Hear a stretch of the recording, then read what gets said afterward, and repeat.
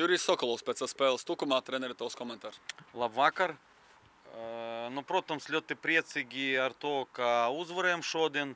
3 punkti kopējā kontā. Jā. Principā uzskatu, ka šodien bija viena no tādām retām spēlēm, kur mums bija milzīgs pārsvars. Jā, mēs daudz bijām ar bumbu, it kā dominējām, bet paši redzēt, ka viss bija it kā nervoza vienmēr. Jā. Ļoti labi, ka sanāca šodien iesist. Līdz ar to kopsavilkums esam ļoti priecīgi. Tagad ir pauze, atputamies un pēc 2 nedēļām grobiņā. Sitienu patiešām ļoti daudz, arī daudz uzbrukumu. Vai vēlējāties redzēt acīm redzamākus vārtu gūšanas iespējas, Dielo smailē, kad viņš sit ar galvu vārtos nevis bez pretstības, bet ar reālo momentu?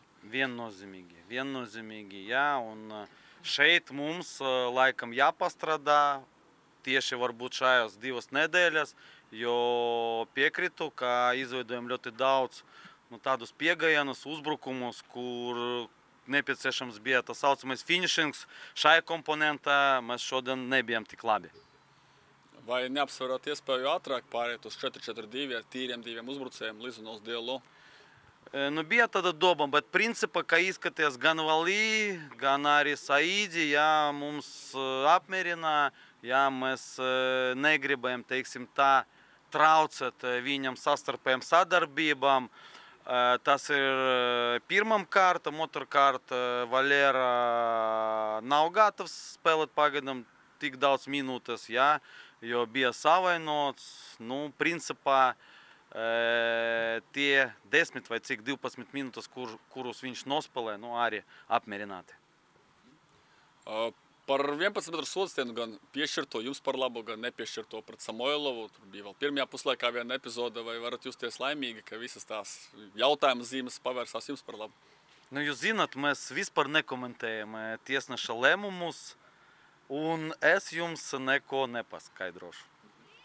Par savainojumu mača gaitā Mihaļcovs pirmkārt cik nopietni, otrkārt vai tas iedragāja jūsu sniegumu, jūsu spēli, ka vajadzēja cucuru sūtīt citur, vajadzēja pārkārtoties vairākas reizes?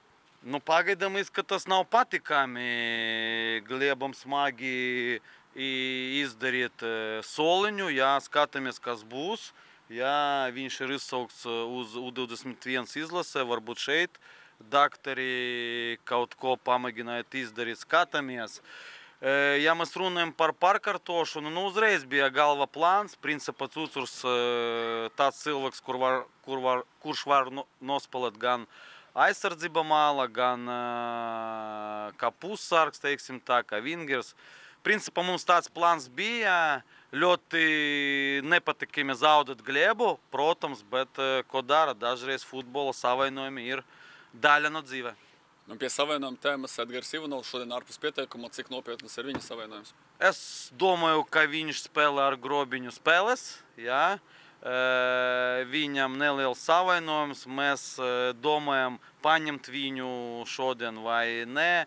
Kaut kādas 5-10 minūtes it kā viņš var nospēlēt, bet pieņemam lēmumu neriskēt un atstājam mājās, lai gatavoties nākamai spēlei.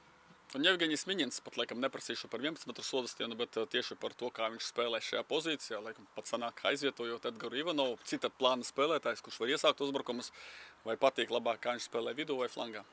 Šodien viņš nospēlē ļoti labi, man patika, un mēs arī to turējam galvā, jo, teiksim tā, pagājuši gadu viņš tieši šajā pozīcijā arī spēlē. Skatāmies, mums ir rotācija, mums ir spēlētāji, mums ir spēles plāns, atkarīgi no pretinieka. Viennozīmīgi 100% mēs izmantosim Zēņu, bet kāda pozīcija rāda spēle. Un pēdējais Auda šobrīd tabulā ir apsteigta. Audai rīt jāspēlē par TRFS, kas nozīmē, ka varbūt pat arī šo kārtu pabeigsiet 4. vietā, kas sola Eirokausus. Ir reāls tas pīrāks apēst to Audu arī sezonas finišā. Jūtat, ka nav viņi stiprāki par jums un ka jūs varat mierīgi kā līdzīgs ar līdzīgu konkurēt turnīra tabulā? Ir ļoti liela vēlme to izdarīt, un atkārtošu, katra nākamā spēle katrai komandai ir svarīga. Arī mums, protams, mēs arī vērojam, kā spēlē Auda. turam galva viņus, oponentus, jā, un atkārtošu, pagaidām neko nepastāstīšu jums, jā, gaidām rudenī, 9. novembrī. Paldies! Paldies! Kristaps Dišlers pēc spēles par Daugavpili treneri tavs komentārs. Vakar. Nu, laikam milzīgs paldies puišiem, jā, par milzīgu pašadevi, jā, caur kuru kvalitātes mums šodien nebija, nevis bija. Jā, kvalitāte pilnībā nebija, un tāpēc arī esmu bišķiņ vīlies, ka noteikti izvēlēs ne to nedēļas procesu, treniņu procesu, jā, jo, kā sanāk, zaudējam vēl spēli, jā. Par aizsardzības darbībām 90 minūšu garumā es esmu ļoti priecīgs, jo tādas labas vārdu gūšanas momenti nebija, ja nu vienīgais, man tā liekas, Volkovs otrajā puslaikā vienreiz vai divreiz zaudēja Viljamsam, kur bija sitiens ar galvu. Jā, bet, nu, laikam tas uz emocijām tagad vairāk vai kā, bet, nu, pats bēdīgākais ir tas, kad tomēr pastāv tā iespēja vienam cilvēkam atrisināt spēles likteni, tur, kur 22 futbolisti skrien, cīnās, ņemās, dzeltenās ar emocijām, bet var tik vienkārši uz vienu pusi. Nu, tas ir mans, apskatoties arī no aizmugurējās kameras, nu, par tādu kontaktu. Tur pat nebija sitiens nekā, jā, nebija vispār kontakts ar to bumbu, kuru vientiesa spēlēja bumbu ārā, nebija nekāda kontakta. Tīri uz gurnu, un ja pat tādiem mēs dodam 11 metru sodcītienu 89. minūtē, nu, tad es domāju, ka tam tiesnesim ir jābeidz savu profesiju. Nevis pamat profesiju, bet izklaides profesiju, kurā viņš uzkurina tribīnas, jā, un roku man darbu, teiksim, tā nedēļas ciklu, nedēļas procesu, jā, pēc šādiem zaudējumiem arī ļoti bieži komanda ir grūti savākt. Vai saskatīja arī pendelis par labu tavai komandai, sevišķi Bogdana Samoilova epizodē bija vēl viena pirmajā puslaikā? Nu, par labu es šodien vispār neko nesaskatu no tiesneša puses.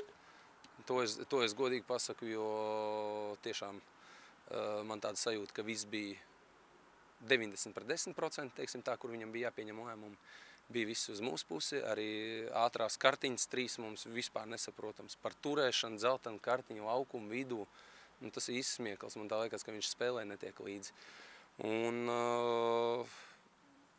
vai par labu mums, nu, uz viņa sirdsapziņu, lai viņš labi izguļās šonakt, es uzskatu, ka tīri pendeli, tur ir cits jautājums, varbūt tās no Daugavpils aizmugurējās kameras ir kaut kas labāk redzams, bet visa atbildība uz viņu, viņš arī atrisināja rezultātu, un nezinu, varbūt tās kaut kādas problēmas viņam ir pašam, jā, līdz ar to viņš sagādā arī man problēmas tagad turnīra tabulā, jā, 1 punkts mums būtu ļoti daudz, bet palikāmies, jā, bez punkta, līdz ar to diezgan bēdīgs esmu.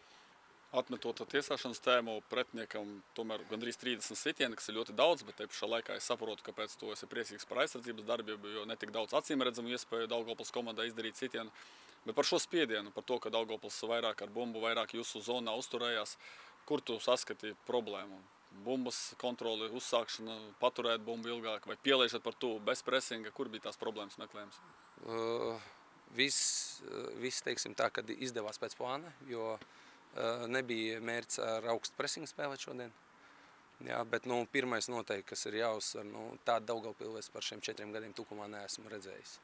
Godīgi teikšu, tik kvalitatīva saspēle viņiem vidusblokā un uzbrukuma darbības veidošanā.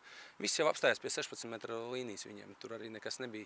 Ja godīgi tie 30 sitieni, kā tu nosauc, no viņiem varbūt tās 2 bija bīstami. Pārējie viss bija garām vārtiem, pat nebija jābloķē.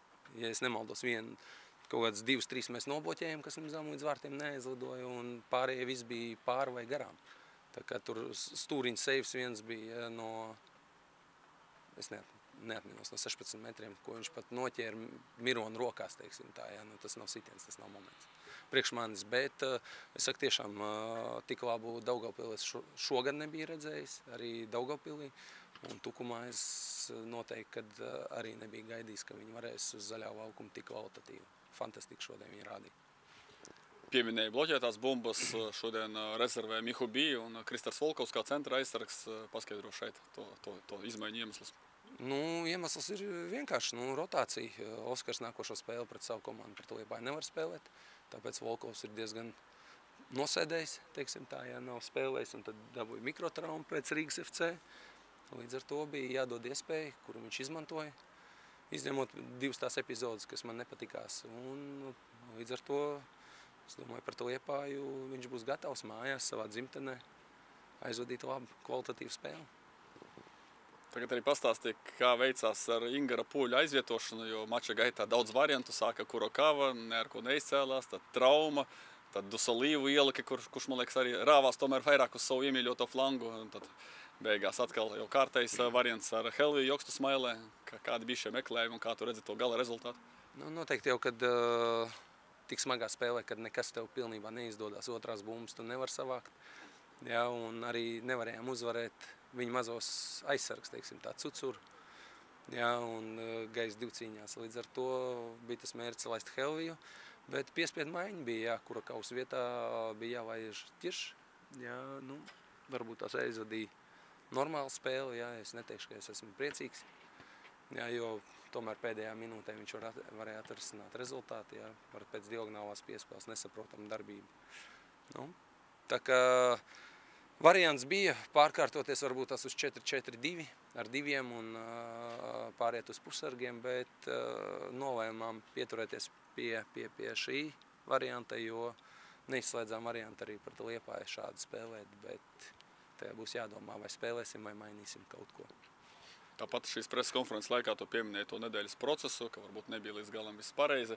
Tagad ir izlašu pauze, 2 nedēļas apmēram, un tad pēc izlašu pauzes jums aiziet tās trieciena temps, kurā, var teikt, arī viss izšķirsies. Liepāja, pēc tam mājās Meta, Supernova, pēc tam izbraukumā Grobiņa. Tādas atslēgas 4 spēles. Kā gatavosties, vai ir kādas domas kaut ko pamainīt, vai vienkārši cītīgi čakli strādāsiet esošajā virknējumā un radīsiet maksimumu no tā, kas jau šobrīd ir? Nu, virknējumā noteikti, kad šajā strādāsim. Neko mēs pieteikt vairs nevaram. Jā, bet piekdienā mums ir draudzības spēle pret U21 komandu. Jā, tā kā būsim spēļu ciklā, reizi nedēļā spēlējam, tā kā gatavosimies pavisam nopietni, jo to mēs arī apzināmies, ka mums ir labas 3 spēles pēc Liepājas. Tā kā nopietni strādāsim. Nu, šīs dienas spēle parādīja, kad labi pastrādājām, nekas neizdevās. Jā, tad līdz ar to varbūt tās kaut kas ir nedaudz jāpamaina, jo tāda aizdoma bija, kad fiziski mēs nevarējām tikt līdzi, jo visur bija visu vidu, visas otrās bumbas pilnībā, viss savāds Daugavpils šodien. Bet šī jau ir otrā spēle, tāda arī pret Jelgavu nebija labāka. Paldies. Jā, paldies.